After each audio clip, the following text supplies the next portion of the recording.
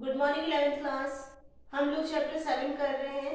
Chapter का नाम है इफेक्टिव कम्युनिकेशन स्किल या प्रभावशाली संप्रेषण कौशल। बच्चों, लास्ट क्लास में हम लोग पढ़ चुके हैं कि संप्रेषण या कम्युनिकेशन क्या होता है। इसके टाइप्स के बारे में हम लोग आज पढ़ेंगे कि संप्रेषण कौशल कितने प्रकार का होता है। आपका कहने का ढंग, जिस ढंग से आप बात अपनी कहना चाह रहे हैं, वो आपके शरीर के हाव भाव से भी पता पड़ता है और आपके कहने का जो ढंग है, जो बात आप कह रहे हैं, उससे ज्यादा महत्वपूर्ण होता है। मीन्स है कि आप जो भी बात कहना चाहते हैं, उसको कहने का ढंग आपका क्या है। तो बच्चों, अपना बात को कहने के लिए, अपने विचारों को रखने के लिए संप्रेषण कौशल के कई प्रकार होते हैं। ठीक है, तो आज हम पढ़ेंगे टाइप्स ऑफ कम्युनिकेशन स्किल। उसमें फर्स्ट है हमारा थिंकिंग। थिंकिंग माने चिंतन। बच्चों, चिंतन जो है वो हमारा एक अंदर का प्रोसेस है। मतलब ये है कि ये अंतरा व्यक्तित्व अभिव्यक्ति है, जिसको हम लोग कहते हैं इंटरपर्सनल स्किल है ये हमारा। इसमें क्या होता है कि बच्चों, हम लोग अपने व्यक्तिगत विचार, आप जो भी अपना सोच विचार करते हैं, जो भी आपका मन में जो चलता रहता है, ये सब कुछ आपका पर्सनल होता है। इसमें कोई दूसरा इंटरफेयर नहीं कर सकता। दूसरा, आपको अपनी भावनाओं को चुनने में मदद करता है। अगर आप किसी चीज को सोच रहे हैं, तो आप खुद अपनी पर्सनल एक अलग सी थिंकिंग बना लेते हैं कि हाँ, मैं इस बारे में ये समझती हूँ। ठीक है, इसी प्रकार से अगर हम अपने थिंकिंग की जो हमारी कम्युनिकेशन स्किल है, चिंतन कौशल को हम कैसे और ज्यादा विकसित कर सकते हैं, उसके लिए हमें कुछ बिंदुओं पर ध्यान देना चाहिए। जैसे कि बच्चों, फर्स्ट पॉइंट है, आप जो भी बात सोच रहे हैं, जिसके बारे में आप चिंतन कर रहे हैं, उस पर पूरी तरह से आपका ध्यान केंद्रित होना चाहिए कि आप अपना माइंड इधर से उधर डाइवर्ट ना करें। सिर्फ उसी चीज पे कंसंट्रेट करें जो जिस टॉपिक पर आप सोच रहे हैं। इसके बाद जो चीज आप सोच रहे हैं, उस समय आपका ध्यान भंग नहीं होना चाहिए। मतलब कि आपको किसी भी तरह का कोई डिस्टरबेंस नहीं होना चाहिए। और आप इस बात का भी ध्यान रखें कि आप हमेशा अपने थिंकिंग को पॉजिटिव रखें।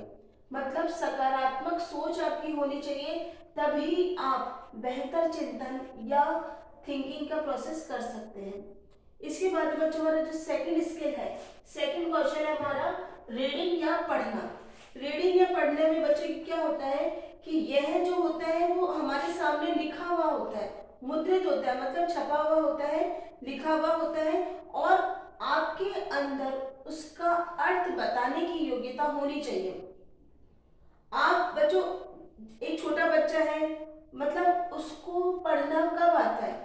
जब बच्चा 6 साल का हो जाता है, तो वो अपना जो ध्यान है, वो जो तरह तरह की जो ध्वनियां आती हैं, उनको समझने में लगाता है कि हाँ, किसको कैसे क्या बोलते हैं। बच्चों, आजकल तो 4 ईयर से ही मतलब स्टार्ट हो जाते हैं पढ़ाई वगैरह, लेकिन उसको जो सही उसका जो माइंड डेवलप होता है, वो 6 ईयर्स की उसमें होता है। तब वो समझने लगता है कि शब्दों का मतलब क्या होता है। 9 वर्ष की जो जब वो 9 साल का हो जाता है लगभग, तब वो कुछ अच्छे से पढ़ना लग जाता है। पढ़ने का जो स्किल है, उसकी डेवलप होने लगती है। आपकी एज में आते आते, मतलब 14 साल से लेके 19 साल तक की जो एज होती है, उस समय आते आते वो ये समझ पाता है कि लोग क्या क्या पढ़ रहे हैं, उनका पढ़ने का क्या कारण हो सकता है। जो सबका व्यूज होते हैं, दृष्टिकोण होते हैं, उनको समझने लगता है कि जो वो पढ़ रहा है वो सही है या गलत है।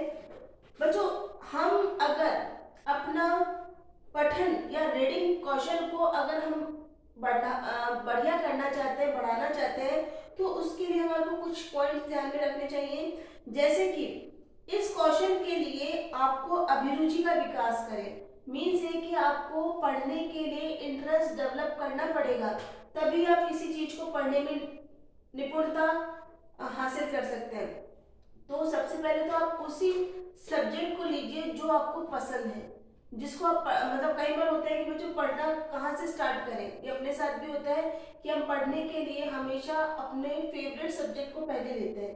सेकंड, इस बात का ध्यान रखना चाहिए कि पढ़ते समय पढ़ते समय बच्चों बाएं से दाएं मतलब लेफ्ट टू राइट पढ़ना का विकास करना चाहिए। और ये तो बच्चों हम बच्चों को सिखाते भी हैं कि हमारे को किस तरह से पढ़ना चाहिए। और पढ़ने से पहले बच्चों आपको उसके अंदर अपना इंटरेस्ट जो है वो डेवलप करना चाहिए। और पढ़ते समय जो आपके आसपास का जो माहौल है वो शांत होना चाहिए। और शांतिपूर्ण माहौल में आप अच्छे से रीडिंग का काम कर सकते हैं। इसके बाद में बच्चों जो नेक्स्ट हमारा है थर्ड स्किल जो आ रही है वो है बच्चों राइटिंग या लेखन। बच्चों लेखन जो है उसमें बहुत सारी बातों का ध्यान रखना चाहिए। कभी कभी लेखन जो होता है वो सबसे बढ़िया कम्युनिकेशन स्किल होता है हमारा। लेकिन इसमें कई तरह की बच्चों होता क्या है कि जब आप किसी चीज को लिख करके दे रहे हैं तो वो चीज को हम वापस कभी नहीं ले सकते। तो उसमें किसी भी प्रकार की गलती नहीं होना चाहिए, त्रुटि नहीं होनी चाहिए और कोई गुंजाइश भी नहीं होनी चाहिए इस तरह की। क्योंकि लिखने का जो काम होता है वो आपका रिटर्न में जो जा रहा है आगे, ठीक है, तो उसी से आपका आकलन किया जाता है। तो अगर आप अच्छे लेखन करना चाहते हैं, अच्छा लिखना चाहते हैं, अच्छी राइटिंग करना चाहते हैं तो उसके लिए भी कुछ ही पॉइंट्स होते हैं। उसमें फर्स्ट पॉइंट है कि कभी भी गलत भाषा का प्रयोग नहीं करना चाहिए। मीन्स कई बार बहुत हम लोग भी पढ़ते हैं, कई बार गलत शब्दों का इस्तेमाल करते हैं। जैसे बच्चों के लिए छोटे बच्चों को मेमना कह दिया या कुछ इस टाइप के वर्ड्स कभी यूज नहीं करने चाहिए। सेकंड ये है कि हमें एब्रिवेशंस का यूज नहीं करना चाहिए, मतलब संक्षिप्त शब्दों का, ठीक है, तो उनका यूज नहीं करना चाहिए। जैसे अपार्टमेंट आपको लिखना है तब एपी लिखकर या एप आ लिख करके उसको नहीं छोड़ना चाहिए, डॉट लगा करके आपको पूरा वर्ड ही उसके लिए लिखना चाहिए। दूसरा नेक्स्ट हमको इस बात का ध्यान रखना चाहिए कि जब आप कुछ लिख रहे हैं तब आप प्रतीकों का मतलब सिंबल्स का यूज ना करें। आपके प्रतीक आपके लिए सही रहते हैं लेकिन समझने वाला जो आप उसको जो पढ़ेगा वो उसको उसी अर्थ में पढ़ पाएगा या नहीं पढ़ पाएगा। तो आप प्रतीकों का प्रयोग ना करें। और जो भी आप लिख रहे हैं, ठीक है, जैसे कि किसी का नाम लिख रहे हैं या किसी कंपनी का नाम लिख रहे हैं तो आपके शब्द और मतलब स्पेलिंग मिस्टेक नहीं होनी चाहिए, किसी भी प्रकार की कोई वर्तनी अशुद्धि नहीं आनी चाहिए।